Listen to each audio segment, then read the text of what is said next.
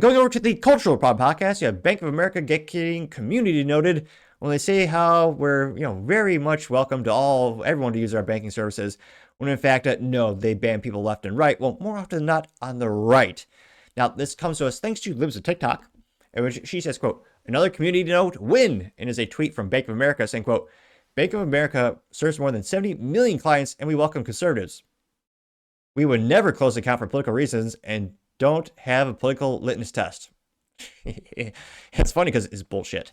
Now, the readers added content saying, quote, this is why X Twitter is the best. Bank of America has been placed on notice by 15 state associate generals for debanking conservatives. Your discriminatory behavior is a serious threat to free speech, religious freedom, and potentially illegal, causing political and regulatory backlash. This from Kansas AG Chris Kobach. Which, yeah, the banking industry, don't get me started. They're the most anti-conservatives out there. One of the biggest ones is Chase. Now, anecdotally speaking, again, I own a tech company, work with a couple of mom and pop shops and some mid-market and even Fortune 500.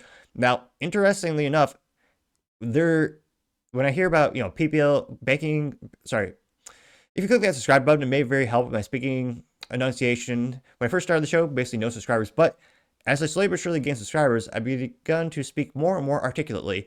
Granted, some might argue just a modicum of improvement, just a barely statistical increase, but I would argue an increase nevertheless. So if you can click that button, I greatly appreciate it and might make it through an entire episode speaking slowly, articulately, and perhaps even brilliantly. So if you can click that button again, I would greatly appreciate it. And again, all feedback is appreciated as I want to make the show better and better. Now, getting back to what I was trying to say was, interestingly enough, when you're talking to a lot of small businesses, especially when they start to grow, one of the biggest categories in which banks push them out is firearm industries. Now, we work with some firearm manufacturers as well as resellers, companies that resell not just guns, but also ammunition.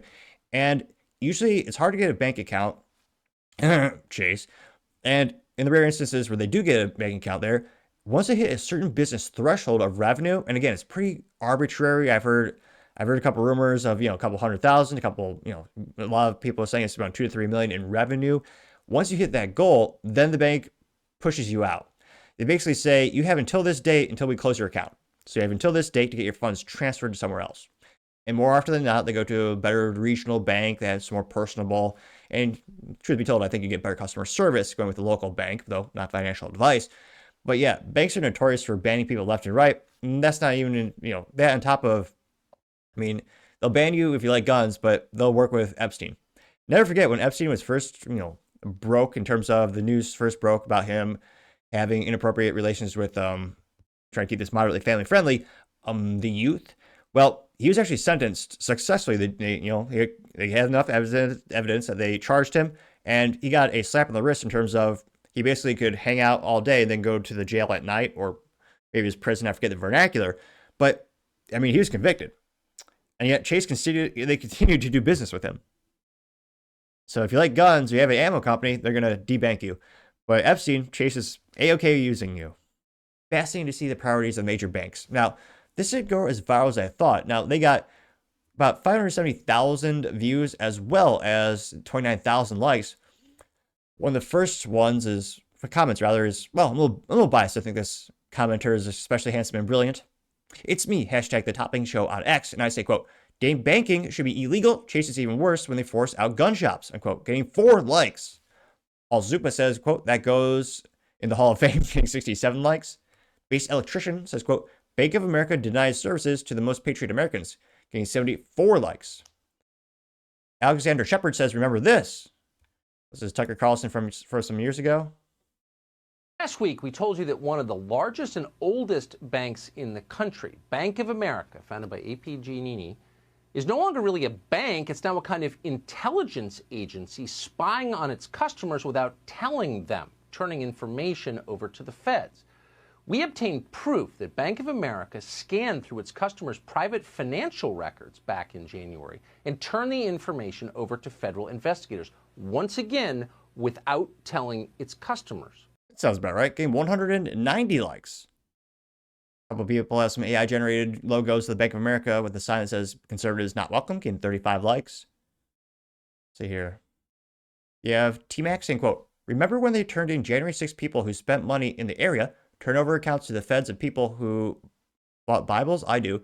They set the standard for why we should not have digital currency. Like Canada, they can shut off your funds at any time if they don't like what you buy. Bank of America breaks their contract to you by handing over private purchases they deem red flags, like Bibles, getting 447 views and 25 likes. Which, yeah, and it was also a couple of major credit card companies saying how they were going to give over data about, if you're buying ammo online. Yeah, Jefferson's Violin saying, quote, I've heard dozens of conservatives getting debanked. Mark Anderson says he's seen like 30 people in the tech sector that lost their banking gained 36 likes. Let's see here.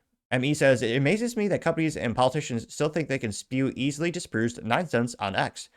Keep calling them out and hold them accountable. Vote out the lying politicians. Boycott the woke companies. Ridicule the clown public figures. Getting 36 likes.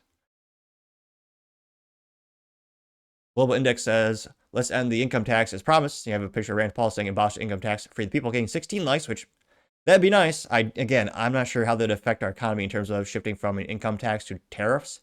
Again, it would be really nice to actually keep the money we make. Lord knows the government steals most of it when you're taking into account federal income tax, state income tax, sales tax, property tax, estate tax, capital gains tax, alcohol tax, tobacco tax. Let's just get started. Gasoline tax. Yeah, if we were actually sit down and calculate how much of every dollar we earn we get to keep, it'd be pretty depressing and un-American for them to do that to us. So we'll see if this, again, Bank of America is so, they are so large and successful already. I doubt this will have even impact 1% of their growth or sales.